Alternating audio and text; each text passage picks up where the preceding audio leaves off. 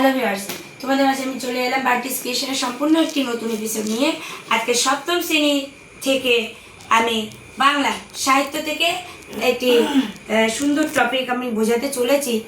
সেই টপিকটি হচ্ছে টিকা। টিকা সম্বন্ধে কিছু আমি বলবো আজকের টপিকে।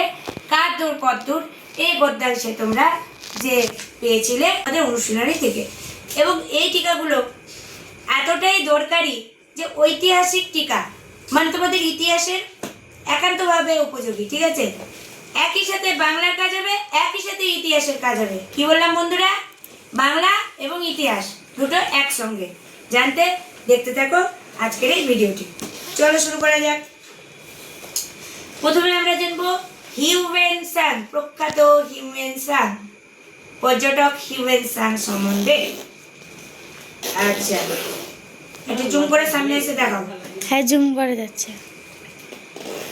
তো প্রথমে জানতে হবে হিউয়েন সাং কোথাকার লোক ছিলেন, তিনি কোন দেশের লোক ছিলেন? যারা পড়েছো বলো, কোন দেশে?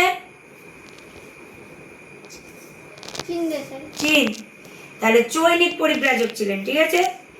আচ্ছা, 602 খ্রিস্টাব্দে চীনের হুনান প্রদেশে তার জন্ম হয়। কত খ্রিস্টাব্দে? 602। হ্যাঁ। আচ্ছা, তিনি কার আমলে ভারতবর্ষে আসেন বলতে পারবেন? কার আমলে? রাজা হর্ষবর্ধন। হ্যাঁ। তাহলে তিনি যখন ভারতে আসেন তখন নিশ্চয়ই ভারতে আসতে গেলে আমাদের সেই হিমালয় পর্বতকে অতিক্রম করে আসতে হবে ভারতে, তাই তো? হ্যাঁ। তো হিমালয় পর্বতকে পার করে তিনি কিন্তু আমাদের দেশে এসেছিলেন, আর তার ভারতের ভ্রমণ কাহিনী কিন্তু তিনি এইভাবেই লিপিবদ্ধ করেন, অর্থাৎ তিনি তার সমস্ত বিবরণী গ্রন্থতে লেখেন। সেই গ্রন্থ পড়ে আমরা জানতে পারি এই ইতিহাস। ঠিক আছে, যে তিনি হর্ষবর্ধনের সময় এসেছিলেন। ঠিক। আজকের পরবর্তী টপিক শিবজ্ঞান দীপঙ্কর। তোমরা অনেক জায়গায় ইতিহাসে পাবে অতীশ দীপঙ্কর শিবজ্ঞান। তো অতীশ দীপঙ্কর শিবজ্ঞান এবং এই যে হিউয়েন সাং সম্বন্ধে টিকা যেগুলো বললাম, একই সঙ্গে বাংলা একই সঙ্গে ইতিহাস দুটো সাবজেক্টে তোমাদের কাজ হচ্ছে। শুধু তাই নয় বন্ধুরা, এটা যারা তোমরা স্কুলে পড়ুয়া তাদের কাজে লাগছে, সমানভাবে কলেজ পড়ুয়া তাদের কাজে লাগছে, এবং আপ টু চাকরি স্তর লেভেল পর্যন্ত তোমাদের কাজে লাগছে। তো আরও জানার জন্য চোখ রাখো, ভিডিওটি স্কিপ না করে সম্পূর্ণ ভিডিওটি মন দিয়ে দেখো। আর ভালো লাগলে লাইক কমেন্টের মাধ্যমে জানিয়ে দাও। নতুন ভিউয়ার্স যারা, তার চ্যানেলটি সাবস্ক্রাইব করে অল বাটনটি প্রেস করে সবার আগে জেনে নাও আপডেট নোটিফিকেশনগুলো। তো শিবজ্ঞান দীপঙ্কর কে ছিলেন? অতীশ দীপঙ্কর ছিলেন বিক্রম মণিপুর রাজ কল্যাণ শ্রীর পুত্র। কি বললাম? পুত্র। আচ্ছা, তার আদি নাম ছিল কি? আদিনাথ চন্দ্রগর্ভ। কি ছিল? আদিনাথ চন্দ্রগর্ভ। আচ্ছা, তার কবে জন্ম হয়? 980 খ্রিস্টাব্দে। কবে? 980 খ্রিস্টাব্দে। তাহলে বন্ধুরা যাদের কাছে এই নোটসগুলো নেই জানা, তারা প্লিজ খাতায় নোট করো, তারা শোনো আর নোট করো, মন দিয়ে পড়াশোনা করো। ভারতের বিভিন্ন পণ্ডিতের কাছে তিনি কিন্তু শিক্ষা গ্রহণ করেন, শিক্ষা লাভ করেন। ঠিক আছে, এমনি এমনি তো তিনি বিখ্যাত হননি। তো 19 বছর বয়সে দ্বন্দ্বপুরীর মহাসঙ্গীকাচার্য শীলরক্ষিতের কাছে, কার কাছে? শীলরক্ষিতের কাছে। তোমরা সহজ করে বলবে শীলরক্ষিতের কাছে। ওকে, হ্যাঁ, শীলরক্ষিতের কাছে তিনি কোন ধর্মে দীক্ষিত হন? বৌদ্ধ ধর্ম। বৌদ্ধ ধর্মে। হ্যাঁ, অতীশ দীপঙ্কর।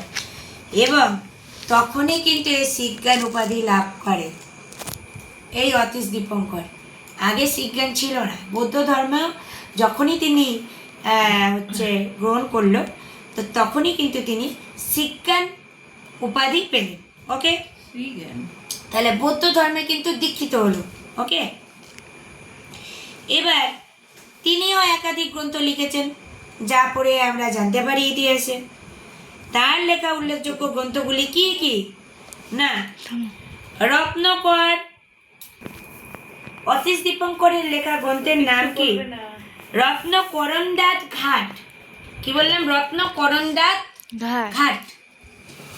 এই যে ক্লাস 7, রত্নকরণদাত ঘাট উচ্চারণ করো। হ্যাঁ। আর কি? বোধিপাঠ প্রদীপ। কি বললাম? বোধিপাঠ প্রদীপ। যারা লিখছো তারা মন দিয়ে লেখো।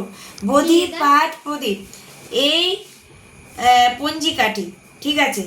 এবং বোধিপাঠ প্রদীপ, একটা হবে শুধু বোধিপাঠ প্রদীপ, আরেকটা হবে বোধিপাঠ প্রদীপ পঞ্জিকা। তাহলে তোমাদের 3টে গ্রন্থের নাম জানা হয়ে গেল। এগুলো ছিল উল্লেখযোগ্য। আর কি? 1053 খ্রিস্টাব্দে তিব্বতে তার মৃত্যু হয়। কবে মৃত্যু হয়? 1053 খ্রিস্টাব্দে। কোথায় মৃত্যু হয়? তিব্বতে। হ্যাঁ, লাসার নিকট তার সমাধি আছে। মরে যাওয়ার পরে মানুষকে সমাধি করা হয়। তার সমাধিটা কোথায় রাখা আছে? লাসার নিকট, মানে লাসা নামে যে শহর, সেই লাসাতে, লাসার কাছাকাছি তাকে সমাধি দেওয়া হয়। ঠিক আছে? আচ্ছা, আরও 2টি টিকা আছে। তোমাদের যদি ভালো লেগে থাকে তোমরা লাইক কমেন্টের মাধ্যমে জানিয়ে দাও। আমরা পরের দিন তাহলে আবার জানাবো বাকি 2টি টপিক নিয়ে। আজকে আর বেশি বড় করছি না বন্ধুরা। এই 2টি নোটস তোমরা ভালো করে আশা করি লিখে নিয়েছো। আর যাদের লেখা হয়নি, ভিডিওটি যদি মনে হচ্ছে স্পিডে চলছে, তাহলে তোমরা আবার রিপিটেডলি শুনে নাও এবং লেখো। পরবর্তী দিন আলোচনা করব ভাস্কো দা গামা এবং শঙ্করাচার্য নিয়ে, যা কিন্তু বাংলায় তোমাদের কাদ্দুর কদ্দুর থেকে আসবে, ভেরি ভেরি ইম্পর্টেন্ট। তার সঙ্গে তোমাদের ইতিহাসের পক্ষে খুবই দরকারি। তাহলে কোন কোন সাবজেক্টে তোমাদের হেল্প করছে এই টিকাগুলো? কোন কোন সাবজেক্টে? ইতিহাসে, আর ভূগোলের, বাংলার। হ্যাঁ, তাহলে কি কি সাবজেক্ট হলো? বাংলা আর ইতিহাস। বাস, ঠিক আছে। চলি বন্ধুরা, ভালো লাগলে লাইক কমেন্ট করে জানিয়ে দিও। বন্ধুদের সাথে বেশি বেশি করে শেয়ার করো।